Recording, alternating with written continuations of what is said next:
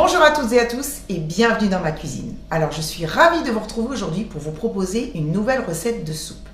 Je vais réaliser un velouté de potimarron aux châtaignes. Alors vous allez voir, comme d'habitude, c'est une recette qui est facile à faire, qui est plutôt rapide et qui est délicieuse. Surtout qu'on est vraiment dans la saison et ça fait toujours du bien de manger une bonne soupe chaude quand dehors il fait froid.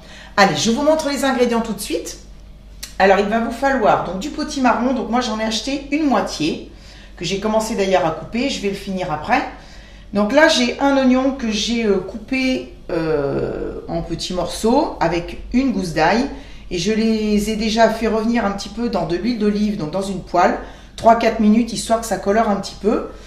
Ensuite, il va vous falloir donc des châtaignes, de l'eau, du bouillon de légumes, du gros sel, du poivre. Et puis, il y aura quelques petits ingrédients après pour la fin, notamment de la crème liquide. Et on va débuter tout de suite.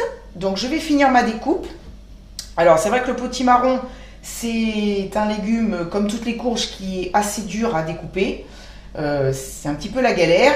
D'ailleurs, c'est pour ça aussi que je n'ai pas enlevé la peau, parce qu'elle est tout à fait comestible. Par contre, j'ai quand même lavé le potimarron avant. Allez, je finis de découper.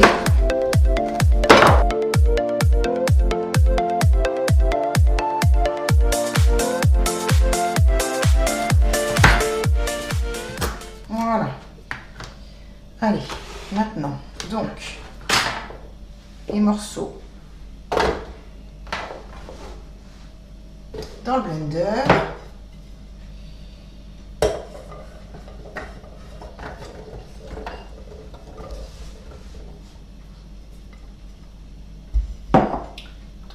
Ajouter mes oignons et mon ail.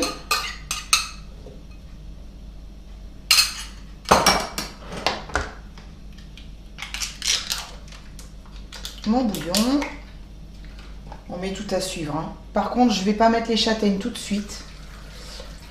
Je vais attendre à peu près, je ne sais pas, peut-être 10-15 minutes avant la fin de la cuisson pour les mettre parce que les châtaignes, c'est déjà cuit. Hein. Donc, il n'y a pas besoin forcément que ça cuise non plus pendant trop longtemps. Donc je poivre bien, je vais mettre du gros sel. De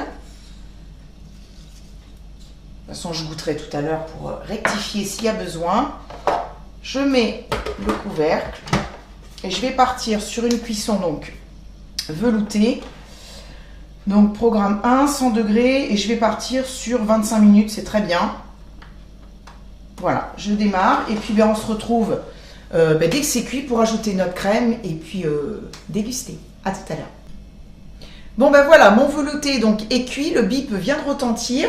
Alors ce que je vais faire, c'est que je vais rajouter donc ma crème liquide dedans. Je vais un petit coup de mixeur rapide.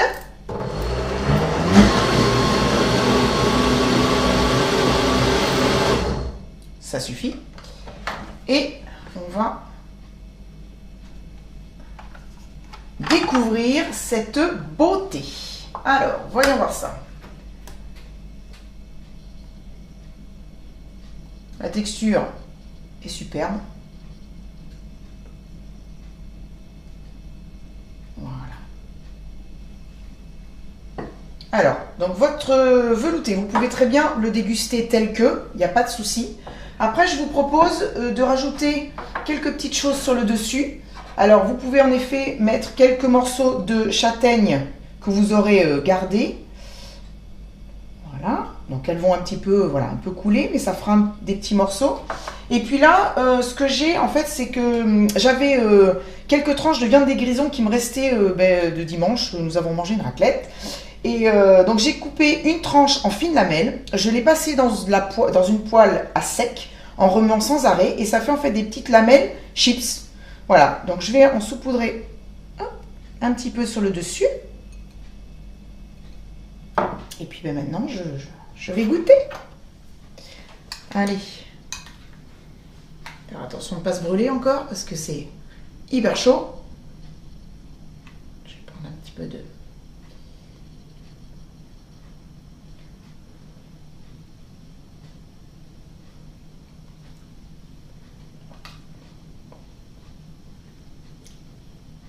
C'est trop bon. Je regoute parce que...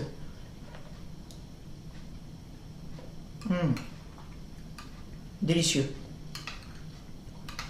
Délicieux. En fait, ces petites lamelles de viande des grisons apportent un petit goût salé qui n'est pas désagréable, un petit croquant. C'est super bon. Mais après, vous n'êtes pas obligé. Hein.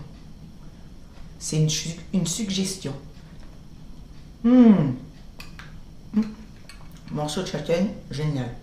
Non, c'est vraiment très bon.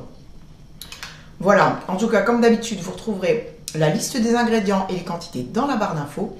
Et en attendant de se retrouver pour une prochaine vidéo, je vous fais des gros bisous et je vous dis à bientôt. Bisous, bye!